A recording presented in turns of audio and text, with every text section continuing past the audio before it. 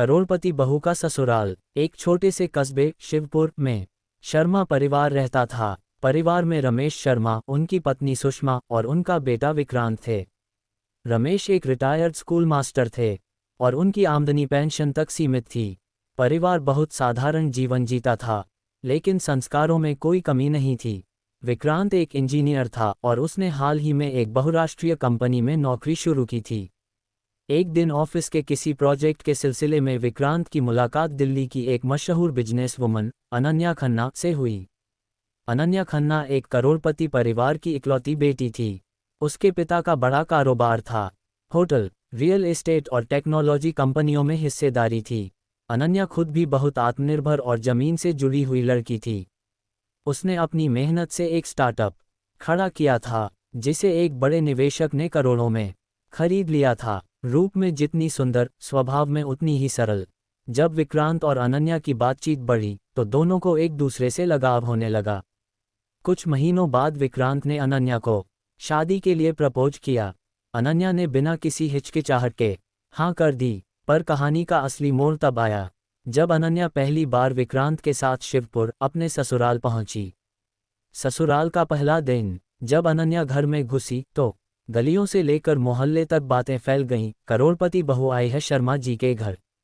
सभी लोग उत्सुक थे कि कैसी दिखती होगी, कैसे रह पाएगी इस सादे माहौल में जहां न AC है न 5 स्टार खाना। सुषमा देवी ने उसे खूब प्यार से अपनाया, लेकिन अंदर ही अंदर उन्हें डर था। इतनी अमीर बहू क्या हमारे जैसे घर में खुश रह पाएगी? रमेश जी ने तो अनन्या को देखते ही कहा, बेटी, हमारे पास दौलत नहीं पर दिल साफ है।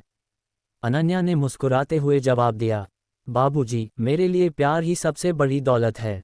मोहल्ले वालों की बातें। पहले हफ्ते ही मोहल्ले की औरतें रोज झांकने आतीं। कोई कहती, इतनी अमीर बहू मिट्टी के चूल्हे पर रोटियां कैसे बनाएगी? तो कोई कहती, बड़ी बड़ी गाड़ियों में घूमने वाली लड़की अब रिक्शा ले रही है। पर अनन्या ने कभी किसी की बात का बुरा नहीं माना। वो रोज सुबह उठकर सुषमा के साथ रसोई में काम करती, आंगन में झाड़ू लगाती और पास के मंदिर में दीपक जलाने जाती। सास बहू की नई शुरुआत। एक दिन सुषमा ने अनन्या से पूछा, बेटी, तुझे दिक्कत तो नहीं हो रही इस जीवन में? अनन्या ने हंसते हुए कहा, माँ, यहाँ तो मुझे सुकून मिलता है। वहाँ दिल्ली में तो हर वक्त बिजनेस मीटिंग्स, सोशल मीडिया और पार्टी से घिरा जीवन था। यहाँ आपके साथ चूल्हे पर रोटी सेंकते हुए जो अपनापन मिलता है वो करोड़ों में नहीं आता। सुषमा की आंखों में आंसू आ गए। उन्होंने मन ही मन सोचा, अमीर तो अनन्या है, लेकिन दिल की भी अमीर है।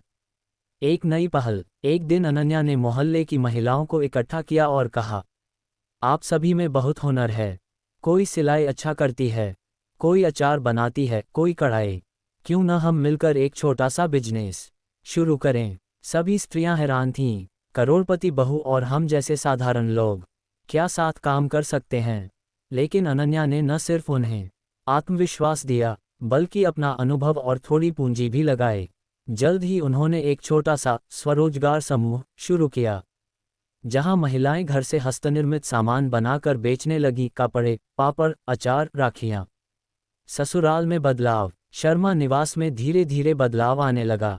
रमेश जी ने खुद कहा, पहले हम सोचते थे कि बहू को हम क्या दे पाएंगे, अब लगता है उसने हमें नया जीवन दे दिया। विक्रांत भी बहुत खुश था कि उसकी पत्नी न केवल एक अच्छी जीवन संगिनी, बल्कि समाज को बदलने वाली शक्ति भी बन गई थी। अंतिम मोड़। एक दिन अनन्या की मां मिलने आईं।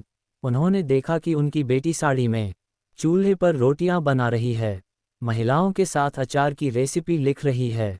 उन्होंने अनन्या से कहा, बेटा, तू चाहो तो फिर से दिल्ली में आलीशान जीवन जी सकती है।